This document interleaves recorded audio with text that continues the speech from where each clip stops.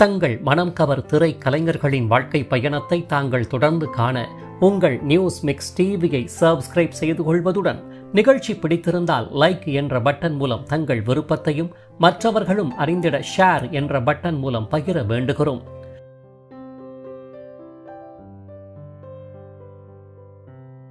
News mix TV தங்கள் அனைவரையும் அன்புடன் வரவேற்கிறது.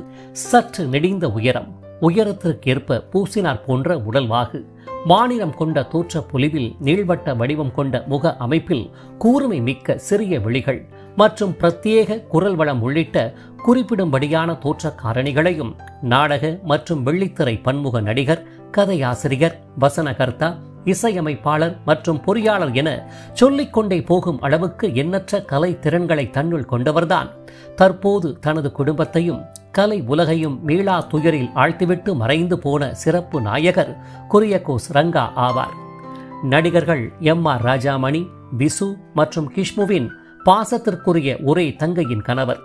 குடும்பம் ஒரு கதம்பம் திரைப்பட அப்பாவி ஆனந்தனாக, மணல் கயிறு திரைப்புகழ் லக்ஷ்மணசாமி மற்றும் ராமசாமியாக என குறைவான திரைப்படங்களில் தோன்றியிருப்பினும் தனது தேர்ந்த நடிப்பு திறத்தால் ரசிகர்களின் மனம் நன்கு தொட்டவராவார். இப்பேற்பட்ட பெரும் சிறப்புகளை தன்னகத்தை உடையவரான குரியகோஸ் ரங்கா அவர்கள் எங்கு பிறந்தார், எவ்வாறு வளர்ந்தார், கலை பின்புலமற்ற குடும்பத்தில் பிறந்தவர் எப்படி கலைத்துறையில் கால் பதித்தார், நடிப்பால் முத்திரை பதித்த திரைப்படங்கள் என்னென்ன, கதையாசிரியராகவும் கதை வசனகர்த்தாவாகவும் பணிபுரிந்த திரைப்படங்கள் எவை, இசையமைப்பாளராக தன்னை நிலைநிறுத்திக் கொண்டு படைத்த படைப்புகள் யாவை, யாரை மனம் புரிந்து கொண்டார், பிள்ளைகள் எத்தனை பேர், அவர்கள் என்ன செய்து கொண்டிருக்கிறார்கள், நிறைவேறாத ஆசைகளுடன் எதனால் எப்படி மறைந்தார் உள்ளிட்ட அவர்தம் நினைவலைகள் போற்றும் சிறப்பு வாழ்க்கை பயணத்தை தற்போது விரிவாக காண்போம். 1950ஆம் ஆண்டு அக்டோபர் 7ஆம் தேதியன்று விழுப்புரம் மாவட்டத்தை பூர்வீகமாக கொண்ட வைதீக குடும்பத்தைச் சேர்ந்த வெங்கட சுப்பிரமணியன் மற்றும் சுந்தரம்பாள் தம்பதிகளுக்கு பிறந்த கடைக்குட்டி செல்ல மகன்தான் நமது வாழ்க்கை பயண நினைவலைகள் நாயகர் ரங்கநாதன் எனும் இயற்பெயருடைய குரியகோஸ் ரங்கா ஆவார். இவருடன் ஸ்ரீனிவாசன் மற்றும் வைத்தியநாதன் எனும் இரு மூத்த சகோதரர்களும், நாமகிரி அம்மாள் மற்றும் பட்டம்மாள் எனும் இரு மூத்த சகோதரிகளும் உடன் பிறந்தவர்கள் ஆவர். இவ்வாறு பெற்றோரின் பேரன்பு, உடன் பிறந்தவர்களின் பாசமழை என மகிழ்ச்சிகரமாக வளர்ந்த ரங்கநாதன் அவர்களின் தந்தை வெங்கட சுப்பிரமணியம் ஆனவர் இந்திய ரயில்வே துறையில் உணவின் தரத்தை பரிசோதிக்கும் கேட்டரிங் இன்ஸ்பெக்டர் எனும் உணவு தர கட்டுப்பாடு அதிகாரியாக பணியாற்றியவரும் கூட. தனது ஆரம்ப கால கல்வியை சொந்த ஊரிலேயே எளிதே ஆரம்பித்த சிறுவன் ரங்கநாதன் அவர்களுக்கு ஏனோ தெரியவில்லை, இயற்கையிலேயே கலை ஆர்வம் நன்கு வெளிப்பட்டது எனலாம். ஊர் திருவிழாக்களில் இடம்பெறும் அனைத்து கலை நிகழ்ச்சிகளையும் ரசித்து பார்க்கும் இயல்புடைய குணம் படைத்தவராகையால் அதில் பங்கு பெறும் கலைஞர்கள் போன்று வசனங்களை பேசுவதும் நடித்து காண்பிப்பதும் என அனைவரையும் வியக்க வைத்தே வந்தார். இது மட்டுமின்றி கற்பனா சக்தி படைத்த சிறுவன் ரங்கநாதன் அவர்கள் கதைகள், கட்டுரைகள் எழுதுவதிலும் வல்லவராகவே திகழ்ந்து வந்தார். மேலே சொன்ன அனைத்து திறன்களும் ரங்கநாதன் படித்த பள்ளி ஆண்டு விழா கலை நிகழ்ச்சிகளில் நன்கு எதிரொலித்தது எனலாம். இவ்வாறு படிப்பில் படுசொட்டியாக, கலை ஆர்வத்தில் படு கெட்டியாக என வளர ஆரம்பித்த சிறுவன் ரங்கநாதன் அவர்கள் நடிகர் திலகம் சிவாஜி கணேசனின் தீவிர ரசிகர் என்றால் சொல்லவா வேண்டும். எப்போது சிவாஜி கணேசன் திரைப்படம் வெளியாகும் என காத்திருந்து திரைப்படம் வெளியானவுடன் திரையரங்கிற்கு ஓடிச் சென்று முதல் ஆளாக கண்டுகளிக்கும் வகையில் அதீத ஈர்ப்பு உடையவராகவே காணப்பட்டார். இவ்வாறாக ரங்கநாதனின் வளர்பருவம் சென்று கொண்டிருந்த வேளையில்தான் தந்தை வெங்கட சுப்பிரமணியன் ரயில்வே துறை உணவு தர கட்டுப்பாட்டு அதிகாரி ஆகையால் பணிச்சூழல் காரணமாக அடிக்கடி பல்வேறு ஊர்களுக்கும் பயணிக்க வேண்டி இருந்ததால் தனது செல்ல மகனின் கல்வி இதனால் பாதிக்கப்பட்டுவிடக்கூடாது என்ற அடிப்படையில் திருச்சியில் உள்ள தனது சகோதரி வீட்டில் தங்கி மகன் ரங்கநாதன் கல்வி பயிலும் வண்ணம் கொண்டு போய் விடவே இதன் பேரில் ஈஆர் உயர்நிலை பள்ளியில் 12ஆம் வகுப்பு வரை தனது கல்வி பயணத்தை தொடர்ந்த மாணவர் ரங்கநாதன் அவர்கள் தனது அத்தை வீட்டின் அருகில் உள்ள அண்டை வீட்டாரின் இல்லத்தில் உள்ள மேசைகள் மற்றும் நாற்காலிகளை கொண்டு மேடை அமைத்து தனது கைவண்ணத்தில் உருவான நாடக கதைகளை நண்பர்களோடு இணைந்து மேடையேற்றி வியக்க வைத்தும் வந்தார். இதன் பின்னர் பள்ளி கல்வியை வெற்றிகரமாக முடித்தவர் கோயம்புத்தூரில் பிஇ மெக்கானிக்கல் பொறியாளர் படிப்பையும் சிறப்புடனேயே முடித்தார். கல்லூரி நாட்களில் நடைபெற்ற நாடக போட்டிக்காக மாணவர் ரங்கநாதன் அவர்கள் இருதய மாற்று அறுவை சிகிச்சையை மையப்படுத்தி எழுதிய இதயம் என்ற நாடகமானது முதல் பரிசை தட்டிச் சென்றதுடன் இதனால் கிடைத்த வரவேற்பால் பின்னர் நாட்களில் நெஞ்சில் ஒரு முள், நெற்றிக்கண் உள்ளிட்ட எண்ணற்ற மேடை நாடகங்களை எழுதி நாடக உலகின் கதை ஆசிரியராக புகழ் வானில் ஜொலிக்க ஆரம்பித்தார். நாடக கலையார்வம் ஒரு பக்கம் எனில், தான் கற்ற கல்வியும் வீணாகிவிடக் கூடாது என்ற அடிப்படையில் சென்னை திருவொற்றியூரில் இயங்கி வரும் கார்பரண்டம் யூனிவர்சல் என்ற நிறுவனத்தில் சீனியர் மெயின்டெனன்ஸ் இன்சார்ஜ் எனும் மூத்த மேற்பார்வையாளராக பணி செய்தும் வந்தார். இதனைத் தொடர்ந்து அந்நிறுவனத்திலிருந்து விலகி சென்னை கொடுங்கையூரில் இயந்திரங்கள் தயாரிக்கும் உற்பத்தி தொழிற்சாலையை வெற்றிகரமாக நடத்தி வந்தவர் நாடக கலைகளின் மீது கொண்ட பெரும் ஈர்ப்பால் அதனையும் விடாது தனது கவனத்தை நன்கு செலுத்தி பயணிக்கவும் ஆரம்பித்தார்.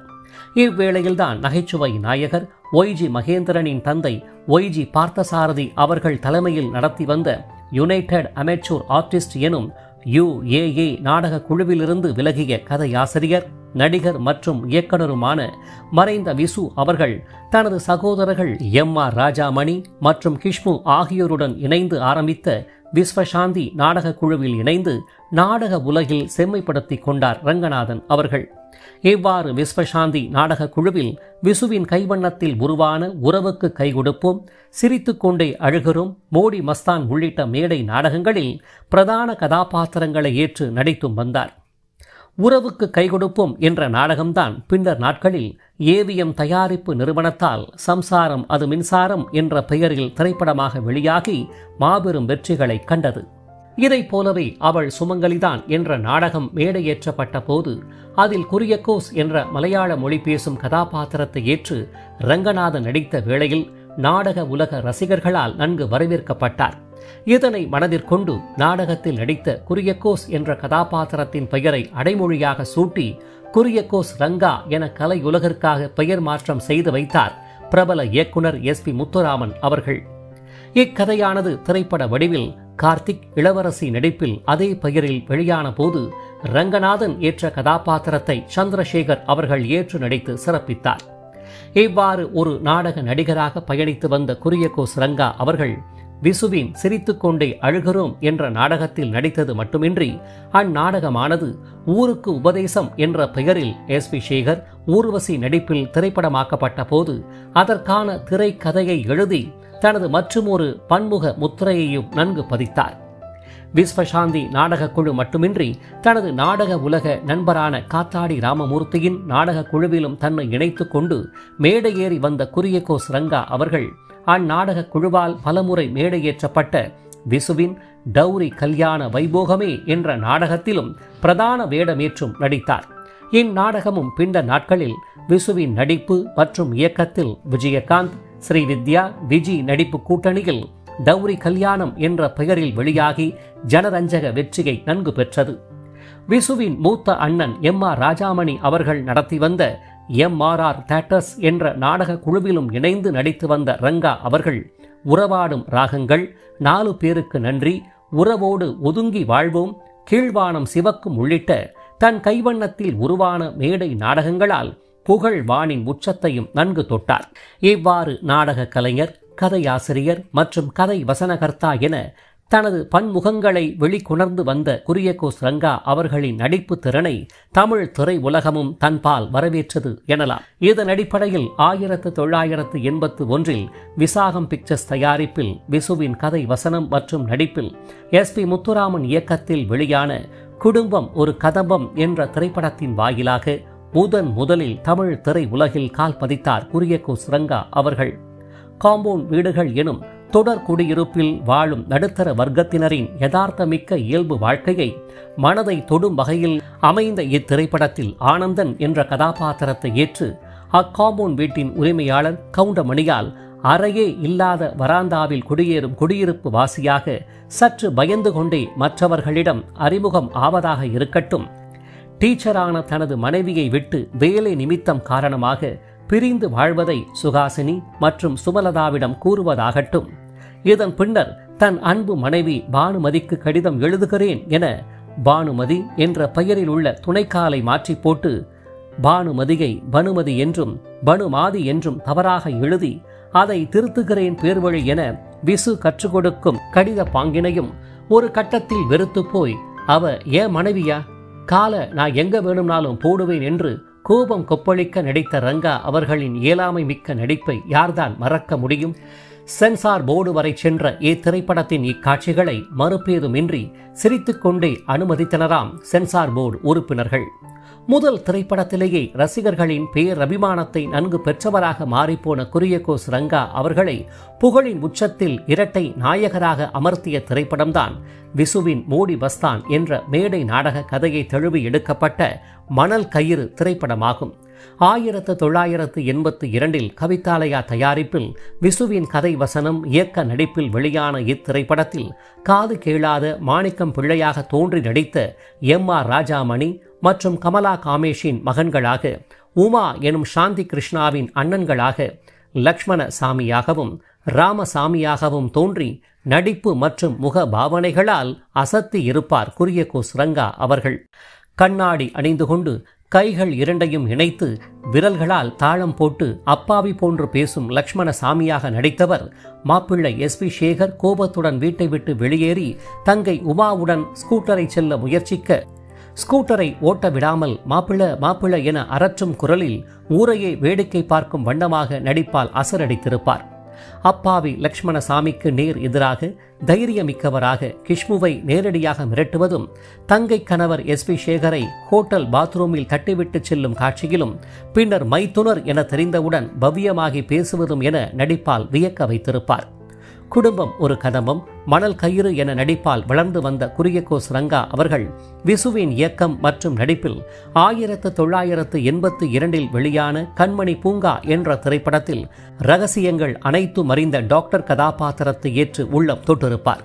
இதைப் போலவே 1984 இசையமைப்பாளர் அனிருத்தின் தந்தை ரவி ராகவேந்திரா ஹீரோவாக அறிமுகமான விசுவின் வாய் சொல்லில் வீரநடி என்ற திரைப்படத்தில் அட்வொகேட் விசுவை எதிர்த்து வழக்காடும் வழக்கறிஞர் பட்டுக்கோட்டை அனந்தாச்சாரி என்ற கதாபாத்திரத்தையும் ஏற்று நடிப்பில் பிரமாதப்படுத்தியிருப்பார். இவ்வாறு குறைவான திரைப்படங்களில் தோன்றியிருப்பினும் தனது தேர்ந்த நடிப்பு மற்றும் நகைச்சுவை திறத்தால் ரசிகர்களின் மறக்க முடியாத நாயகராகவே நிலை பெற்றுதான் போனார் குரியகோஸ் ரங்கா அவர்கள். இப்பேற்பட்ட சிறப்புமிக்க ஒரு கலைஞரை தமிழ் திரையுலகம் நன்றாக பயன்படுத்திக் கொள்ளாதது கலை உலகிற்கு பேரிழப்பு என்றே கூற வேண்டும். குரியகோஸ் ரங்கா அவர்கள் எழுதிய கீழ்வானம் சிவக்கும் என்ற நாடக கதையானது விசுவின் கதை வசனத்தில் 1981 முக்தா சீனிவாசன் இயக்கத்தில் நடிகர் திலகம் சிவாஜி கணேசன், ஜெய்சங்கர், சரத் பாபு, சரிதா நடிப்பில் நாடக தலைப்பின் அதே பெயரில் வெளியாகி வெற்றி பெற்றது. இதைப் போலவே குரியகோஸ் ரங்காவின் மற்றொரு கதையானது விசுவின் மூத்த சகோதரர் M.R. ராஜாமணி இயக்கத்தில் மோகன், பூர்ணிமா பாக்கியராஜ் நடிப்பில் 4 பேருக்கு நன்றி என்ற பெயரில் 1983 திரைப்படமாக வெளியானது.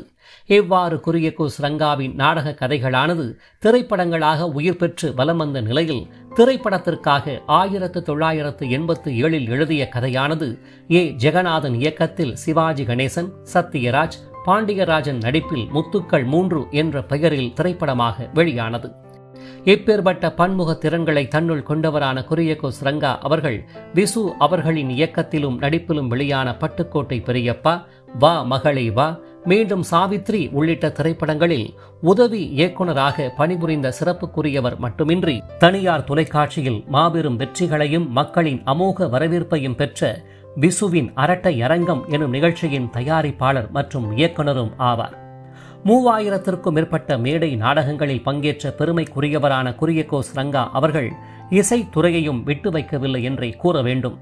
ஆம், கந்தசஷ்டி கவசத்தை 21 ராகங்களில் இசையமைத்து பிரபல பின்னணி பாடகி நித்யஸ்ரீ மகாதேவன் மற்றும் முகேஷ் ஆகியோரை பாட வைத்த பெருமைக்குரியவர் மட்டுமின்றி சபரிமலை சுவாமி ஐயப்பனை போற்றும் ஜோதியிலே ஜாதியில்லை என்ற தலைப்பில் 9 பாடல்களை இசையமைத்து இயக்கியவரும் ஆவார். திருவான்மியூரில் ஜீவசமாதி அடைந்த பரவையம்மா எனும் சர்க்கரை சித்தரின் காவியத்திற்கு கவிஞர் வைரபாரதியுடன் இசை வடிவம் கொடுத்தவர் பல்வேறு குறும்படங்களையும் இயக்கியுள்ளார். இது மட்டுமின்றி காஞ்சி மகா பெரியவரின் மகிமைகளை போற்றும் வண்ணமாக காமகோட்டி ஒரிஜினல்ஸ் எனும் யூடியூப் சேனல் ஒன்றையும் நடத்தி வந்தார். இப்பேற்பட்ட பெரும் சிறப்புகளையும் பெருமைகளையும் தன்னகத்தை கொண்டவரான குரியகோஸ் ரங்கா அவர்கள் M.R. ராஜாமணி, விசு, கிஷ்மு மற்றும் நரசிம்மன் ஆகியோரின் ஒரே பாச தங்கையான புவனேஸ்வரி என்பவரை மனம் புரிந்தார். அவ்வகையில் மேற்கண்ட விசு உள்ளிட்ட சகோதரர்களுக்கு குரியக்கோஸ் ரங்காவானவர் பாசமிகு மாப்பிள்ளையாவார். குரியக்கோஸ் ரங்கா புவனேஸ்வரி ஆதர்ஷ தம்பதிகளின் அன்பின் அடையாளமாக கார்த்திக் மற்றும் தீபக் எனும் 2 மகன்களும் பிரீதா எனும் ஒரே ஒரு செல்ல மகளும் உள்ளனர். இவர்களில் மூத்த மகன் கார்த்திக் ஆனவர் பொறியாளராக அமெரிக்காவில் பணி செய்து வருகிறார். 2வது மகன் தீபக் ஆனவர் ஆர்கிடெக்சர் படிப்பை முடித்து தனியார் நிறுவனத்தில் துணை தலைவராக உள்ளார். மகள் பிரீதாவானவர் விஸ்காம் படிப்பை முடித்து வெப் டிசைனர் உள்ளிட்ட கம்ப்யூட்டர் சம்பந்தப்பட்ட பணிகளை மேற்கொண்டு வருகிறார். இவ்வாறு கலை உலக பயணம், சிறந்த இல்லற வாழ்வு என பயணித்து வந்த குரியக்கோஸ் ரங்கா அவர்கள் மற்றுமொரு முகமாக இயக்குனர் என்ற அந்தஸ்தையும் எட்டிவிட வேண்டும் என்ற பெரும் ஆவலில் நகைச்சுவை மிகுந்த குடும்ப கதை ஒன்றை தயார் செய்து வந்த வேளையில்தான் காலனின் கொடிய பார்வைக்கு ஆளானார் என்றே கூற வேண்டும். ஆம், நுரையீரல் புற்றுநோயால் கடுமையாக பாதிக்கப்பட்டு அதற்கான உரிய சிகிச்சையை மேற்கொண்டு வந்த நிலையில் மீண்டு வந்து விடுவார் என உற்றாரும் உறவினரும் காத்து கொண்டிருந்த வேளையில் யாரும் எதிர்பாராத வண்ணமாக 2025ஆம் ஆண்டு செப்டம்பர் 1ஆம் தேதியன்று இப்புவி உலக வாழ்விலிருந்து முற்றிலும் விடைபெற்றார் குரியக்கோஸ் ரங்கா எனும் பன்முக சாதனையாளர். தனது தேர்ந்த நடிப்பின் மூலமாகவும் பன்முக திறன்களாலும் ரசிகர்களின் மனதில் பேரிடம் பிடித்த ரங்கநாதன் எனும் குரியக்கோஸ் ரங்கா அவர்கள் உடலால் மறைந்தாலும் அவருடைய கலை படைப்புகளால் என்றும் மறையாது வாழ்ந்து கொண்டுதான் இருப்பார் என்பது நிதர்சனமான உண்மையாகும். இவரை போன்ற பன்முக திறன் கலைஞர்களான வெள்ளி விழா நாயகரும், குணச்சித்திரம், வில்லன் போன்ற நடிப்புகளால் முத்திரை பதித்தவரும், பின்னணி குரல் கலைஞரும், மறைந்த முன்னாள் முதல்வர் ஜெயலலிதா மரணத்தால் கலைத்துறையை விட்டு விலகியவருமான திரு ராஜீவ் அவர்களின் வாழ்க்கை பயணத்தை மேலே தோன்றும் இணைப்பின் மூலமாகவும், நடிகர் திலகம் சிவாஜி கணேசனின் மூத்த புதல்வரும், பிரபுவின் பாச அண்ணனும், திரைப்பட தயாரிப்பாளரும், அறுவடை நாள் திரைப்படம் வாயிலாக கலை உலகில் கால் பதித்தவரும், நடிகர்கள் துஷ்யந்த் மற்றும் பிக் பாஸ் சிவக்குமாரின் தந்தையுமான திரு ராம்குமார் அவர்களின் வாழ்க்கை பயணத்தை மேலே தோன்றும் இணைப்பின் மூலமாகவும், இயக்குனர் எஸ்.ஏ. சந்திரசேகரின் மைத்துனரும், ஷோபா சந்திரசேகரின் தம்பியும், விஜயின் தாய் மாமாவும், எண்ணற்ற தேனமுத பாடல்களை பாடியவரும், பின்னணி குரல் கலைஞரும், மோகனின் குரல் அடையாளமான திரு எஸ்.என். சுரேந்தர் அவர்களின் வாழ்க்கை பயணத்தை மேலே தோன்றும் இணைப்பின் மூலமாக மட்டுமல்லாது, தாங்கள் பார்த்து கொண்டிருக்கும் வீடியோவின் கீழே காணப்படும் டிஸ்கிரிப்ஷன் பகுதியில் பிரத்யேகமாக வழங்கப்பட்டுள்ள இணைப்புகள் வாயிலாக மேற்கண்ட பன்முக கலைஞர்களின் அரிய தகவல்கள் மற்றும் குடும்ப புகைப்படங்கள் நிறைந்த சிறப்பு வாழ்க்கை பயணத்தை தாங்கள் அனைவரும் முழுமையாக அறிந்து கொள்ளலாம்.